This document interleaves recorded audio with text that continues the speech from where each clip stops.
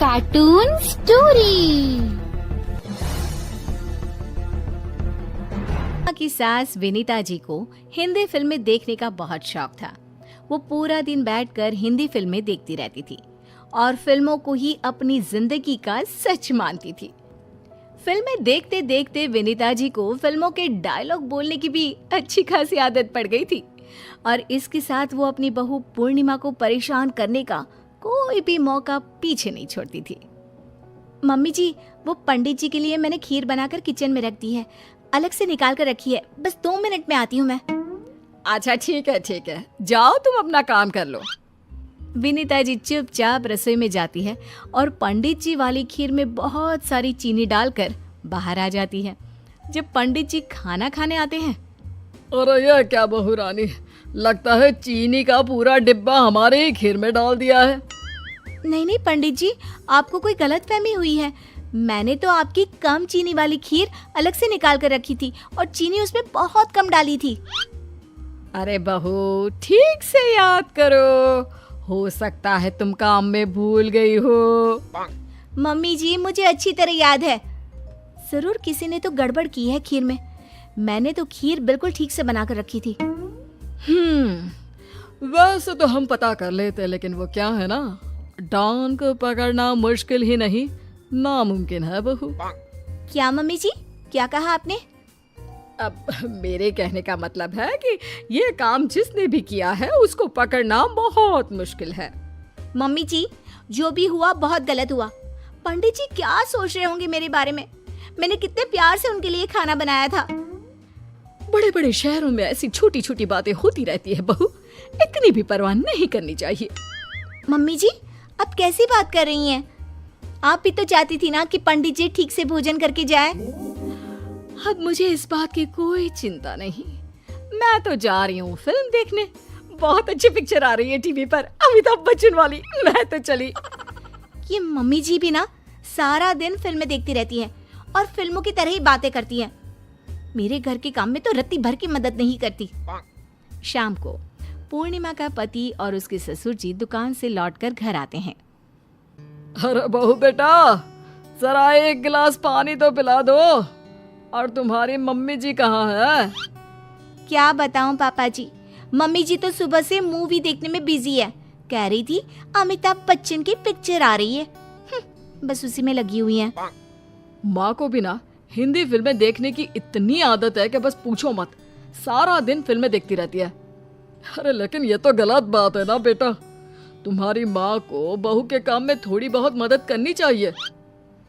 इन सब लोगों को ये नहीं पता था कि विनीता जी ने सब लोगों की बात छुपकर सुन ली थी और उन्हें ऐसा लगा कि उनकी बहू ने उनके बेटे और पति से उनकी शिकायत करती थी।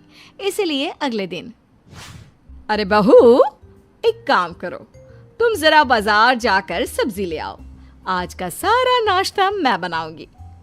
लेकिन मम्मी जी, पहले तो आपने कभी नाश्ता नहीं बनाया। इसीलिए तो कह रही हूँ कि आज मैं बना देती हूँ। जरा बाजार जाकर फल और सब्जियां ले आओ, सब खत्म हो गया है। लेकिन मम्मी जी ध्यान रखिएगा, पापा जी और इनके ऑफिस जाने का वक्त हो रहा है, नाश्ता थोड़ा जल्दी बना देना। इतना कहकर पूर्णिमा सब्जियां लेने चली जाती है और जब कुछ देर बाद लौट कर आती है। ये क्या पूर्णिमा, तुम सुबह सुबह चली गई थी? मेरे और पापा के दुकान जाने का टाइम हो गया, लेकिन कुछ भी नाश्ता ही नहीं बना। लगता है आज भूखे जाना पड़ेगा। मम्मी जी ने कहा था कि वो नाश्ता बना देंगी।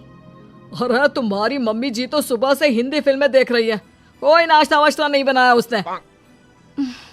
मैं अभी मम्मी जी से पूछ कर आती हूँ कि उन्होंने आखिर ऐसा किया क्यों। पूर्णिमा अपनी सास के कमरे में जाती है। वहाँ पर विनीता जी आराम से फिल्म देखने में बिजी थी।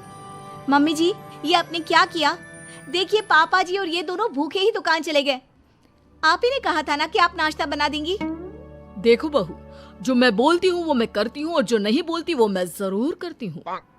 मम्मी जी, यहाँ पर बात आपके फिल्म में डायलॉग की नहीं है, किसी के भूखे रहने की है। आप नहीं समझेंगी। परेशान होकर पूर्णिमा कमरे से बाहर निकल जाती है। कुछ दिनों के बाद पूर्णिमा की सहेली उसके घर मिलने के लिए आती है। पूर्णिमा अपनी सहेली से बातें करती है। अरे वाह पूर्णिमा, तुम्हारा घर तो बहुत अच्छा है। Thank you so much. मैं तुम्हारे लिए चाय और कुछ खाने को बनाकर लाती हूँ। अरे बहू, तुम्हारी सहेली इतने दिनों बाद आई है, इसके लिए चाय तो मैं बना लाऊंगी। तुम दोनों आराम से बैठकर बातें करो। हाँ अरे वाह, तुम्हारी सास तो बहुत अच्छी है। देखो ना, तुम्हारे लिए चाय भी बना कर ला रही है। तुम्हें कुछ पता नहीं ना, इसलिए ऐसा लग रहा है। एक मिनट रुकिए मम्मी जी, आप रहने दीजिए, मैं खुद बना लूंगी। एक बार मैंने कमिटमेंट कर दी तो फिर मैं अपने आप की भी नहीं सुनती। बहू, मैं अभी जाकर तुम्हारे लिए चाय बना कर लाती हूँ। इतना कहकर विनीता जी वहां से चली जाती है। विनीता जी की बात सुनकर पूर्णिमा की सहेली को हंसी आ जाती है। अरे वाह, तुम्हारी सास डायलॉग तो बहुत अच्छे मारती है। हाँ, बस एक यही तो आता है, बाकी तो कोई काम करती नहीं। आज पता नहीं कैसे चाय बनाने के लिए कह दिया। कुछ दिनों के बाद पूर्णिमा की तबीयत अचानक से खराब हो जाती है। पूर्णिमा को इस बात की चिंता हो गई कि अब घर का काम कौन करेगा, और यही सोच सोच कर पूर्णिमा जोर जोर से रोने लगती है। अब क्या होगा? मम्मी जी सारा दिन टीवी देखती रहती है, पापा जी और ये दुकान में बिजी रहते हैं। खाना कौन बनाएगा? मुझसे तो उठा भी नहीं जा रहा। अरे क्यों चिंता करती हो पूर्णिमा, मम्मी सब कुछ कर लेंगी। माना उन्हें टीवी देखने का शौक है, लेकिन ऐसा नहीं है कि वो तुम्हारे बीमार होने पर काम नहीं करेगी। ठीक उसी वक्त विनीता जी वहां पर आ जाती है।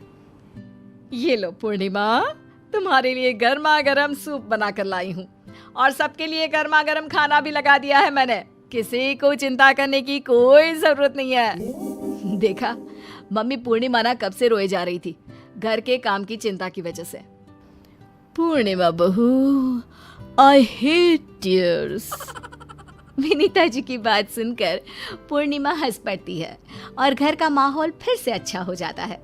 विनीता जी ने अपने घर को अच्छी तरह संभाल लिया और जल्दी ही पूर्णिमा की तबीयत